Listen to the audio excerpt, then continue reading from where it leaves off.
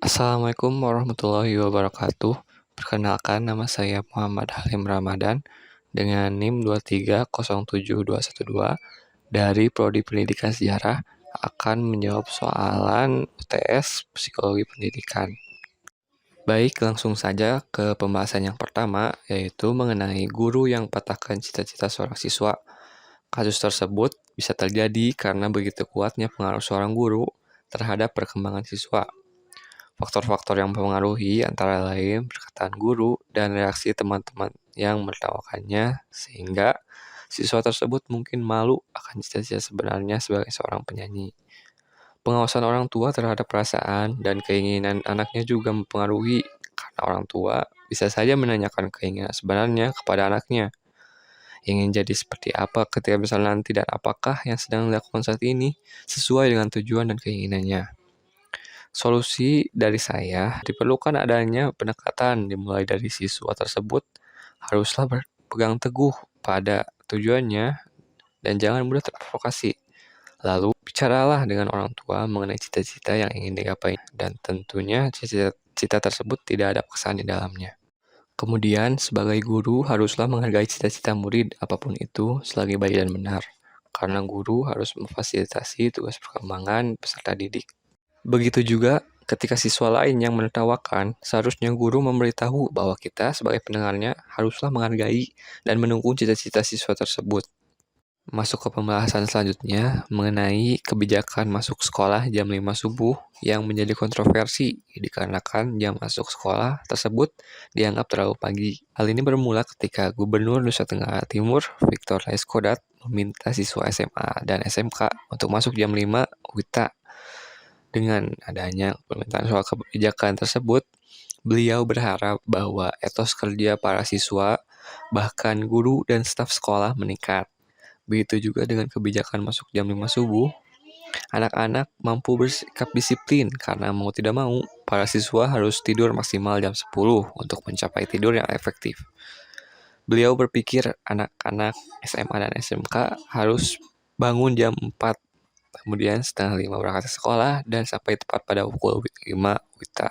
Hal ini menurut saya tidak mudah untuk diwujudkan bila dihadapkan dengan realitas sekarang, bahwasannya siswa seringkali diberi tugas yang berlebih oleh gurunya, sehingga ada saja tugas yang masih harus dikerjakan oleh siswa di rumah. Ini secara langsung membuat pergeseran jam tidur siswa menjadi lebih larut, dan pastinya jam bangunnya pun akan lebih siang dari biasanya. Oleh karena itu, kebijakan masuk jam 5 pagi ini agak sulit diwujudkan walaupun sudah dengan revisi menjadi pukul 5.30 pagi, karena siswa haruslah memiliki jam istirahat yang cukup dan tugas yang tidak memberatkan. Masuk ke persoalan yang ketiga, yaitu mengenai dua remaja yang menjadi pelaku kelitih di Magelang.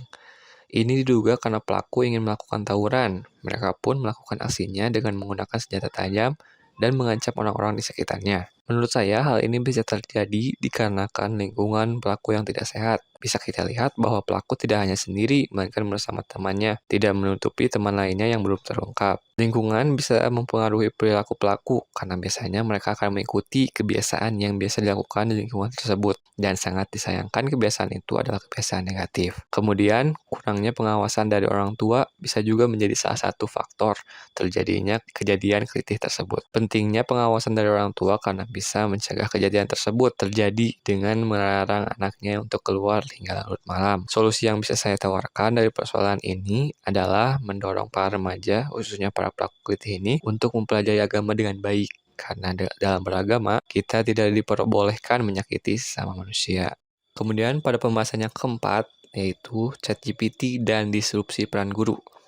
Munculnya AI bernama ChatGPT yang dapat membantu beberapa pekerjaan manusia, khususnya di bidang data dengan cepat. Hal ini juga menurut beberapa orang dapat mengancam kerjaan seorang guru. Bagaimana tidak, hal-hal yang seharusnya dikerjakan dengan membaca buku, artikel, atau jurnal yang tentunya membutuhkan waktu yang lama dapat dikerjakan secara instan dengan adanya ChatGPT. Ini bisa dikaitkan dengan perilaku Gen Z yang kebanyakan menyukai hal-hal yang serba instan. Mereka dengan adanya ChatGPT ini tidak lagi mengerjakan tugas secara berangsur-angsur atau menyicil, melainkan dengan sistem SKS atau sistem kobot semalam, dikarenakan mudahnya mendapat jawaban atau informasi yang sudah disediakan oleh AI. Dampak negatif selanjutnya, para pelajar tidak lagi menjadikan guru sebagai salah satu sumber ilmu, dan mereka pun bahkan ada yang menjadi acuh tak acuh terhadap pelajaran di sekolah. Maka menurut saya, perkembangan zaman ini harus dilihat sisi positif dan negatifnya. Alangkah baiknya kita tidak berketergantungan dengan adanya perkembangan zaman, khususnya ChatGPT ini, dengan kembali membaca buku, jurnal, maupun artikel. Tidak ada ruginya membaca, karena dengan membaca dapat melatih otak dan pikiran kita agar tetap produktif. Masuk ke persoalan yang terakhir mengenai rendahnya motivasi belajar siswa yang dipengaruhi oleh kemajuan teknologi. Kemajuan teknologi akhir-akhir ini diakibatkan ketidakpuasan dan kebutuhan manusia yang menjadi semakin kompleks. Tentunya dengan adanya teknologi ini dapat mempermudah pekerjaan manusia. Tetapi di balik kemudahan untuk mengerjakan sesuatu, teknologi khususnya internet memiliki dampak negatif berupa penggunaan teknologi yang berlebih. Bagaimana tidak, dengan adanya media internet, kita dapat dengan mudah mengakses berbagai hal. Salah satunya yang paling terkenal adalah media sosial. Seringkali kita terlena dengan scroll-scroll TikTok, Instagram, Twitter, ataupun media sosial yang lainnya. Bila kita kaitkan dengan pendidikan, media sosial ini